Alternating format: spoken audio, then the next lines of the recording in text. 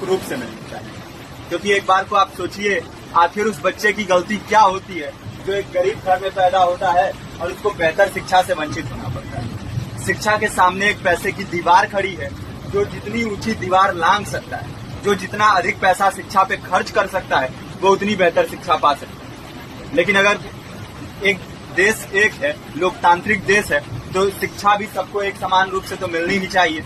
आज परिस्थिति ये है कि एक तरफ तो प्राइवेट स्कूल हैं जो लूट के अड्डे बने हुए हैं, वहां पे आप एडमिशन कराने जाएंगे तो सिर्फ एडमिशन के नाम पे ही आपको 10,000 20,000 रुपए देना होगा। और कमीशन खोरी का ऐसा धंधा है कि कॉपी, किताब, टाई, बेल्ट, ड्रेस, जूता कहाँ से खरीदना है ये आप नहीं तय करेंगे वो प्राइवेट स्कूल वाले। यानी आम लोगों की मेहनत की आखिरी कौड़ी उनके जेब से वसूल लेना चाहते हैं। और दूसरी तरफ सरकारी स्कूलों में न तो पर्याप्त टीचर है, न पर्याप्त बिल्डिंगें।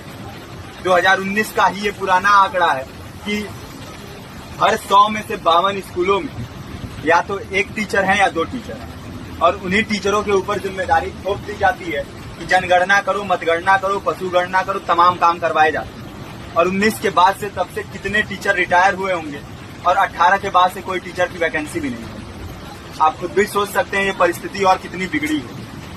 इसीलिए हम लोग ये मांग उठा रहे हैं, चाहे कोई राष्ट्रपति का बच्चा हो या किसी मजदूर का, सबको शिक्षा एक समान मिलनी चाहिए और निःशुल्क रूप से मिलनी चाहिए। प्रेमचंद ने अपने दौर में भी कहा था कि एक सभ्य समाज में ऊंची से ऊंची तालीम मुफ्त होनी चाहिए और इसका पूरा खर्च गवर्नमेंट को उठाना चाहिए, क्योंकि हमारे देश को फौज से ज्यादा आवश्यकता तालीम की है। और शिक्षा से जुड़ता हुआ ही दूसरा मुद्दा हम लोग उठा रहे हैं। दूसरा मुद्दा है रोजगार का। रोजगार की परिस्थिति ये है कि आज सरकारी सेक्टर हो या प्राइवेट, सब कुछ ठेका संविदा के हवाले किया जा रहा है।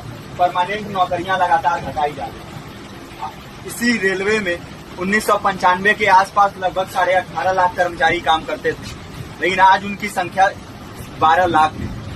आप खुद भी सोच सकते हैं कितने बड़े पैमाने पे परमानेंट पदों को घटाया जा रहा है। और आज आलम ये है, एक तरफ लाखों पद खाली पड़े हैं, फिर भी कोई वैकेंसी नहीं निकलती। जो वैकेंसियां निकलती हैं उनमें भ्रष्टाचार होता है, पेपर लीक हो जाते हैं।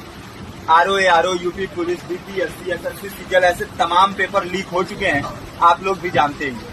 अभी नीट की धांधली में ये पता चला कि एक एक पेपर 30 लाख से 50-50 लाख रुपए में बेचा गया। हम और आप तो ये पैसा नहीं दे सकते। पूरी की पूरी कारस्तानी सरकार, प्रशासन, शिक्षा माफियाओं की होती है। और भुगतता कौन है? आम घरों के लोग, जो लोग सालों साल तैयारी करते हैं, दिन भर में 10-10 घंटे, 12-12 घंटे पढ़ते हैं। और इतनी कड़ी मेहनत के बाद, सालों साल की मेहनत के बाद उनके हाथ लगती है तो सिर्फ हताशा, निराशा, अवसाद। बहुत से छात्र नौजवान जो इस बेबसी में, इस डिप्रेशन में नहीं जी पाते, आत्महत्या तक के कदम उठा लेते हैं। लेकिन ये देश की विडंबना है कि टीवी चैनल, अखबार, मीडिया, नेता, मंत्रियों के लिए कहीं ये कोई मुद्दा नहीं है। उनके लिए मुद्दे हैं तो जाति, धर्म, रंग, नस्ल, अगड़ा पिछड़ा।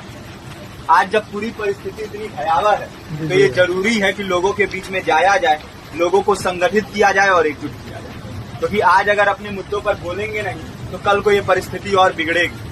हो सकता है ले दे के अपनी जिंदगी तो हम लोग काट ले जाएं, लेकिन आने वाली पीढ़ियों को क्या भविष्य देके जाएंगे, ये भी सोचने वाली बात है। हमारे साथी ने आपको पर्चा दिया है, पर्चा आप तक पहुंच गया है। पर्चे में और भी बातें हैं, इसको पूरा विस्तार से पढ़िए। पर्चे में हमारा नंबर है, संपर्क कीजिए।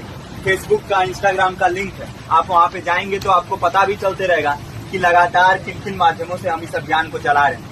नुक्कड़ नाटक, संगीत, शिक्षा सहायता मंडल, लाइब्रेरी, तमाम माध्यमों से इस अभियान को चला रहे हैं और कोशिश कर रहे हैं कि बड़े से बड़े पैमाने पर हर जगह पे लोगों को संगठित किया जाए और एकजुट किया जाए। आपके बीच भी आए हैं, आपका साथ और सहयोग है। साथ इस रूप में कि आप भी हमारे इस कारवां और इस मुहिम से जुड़िए।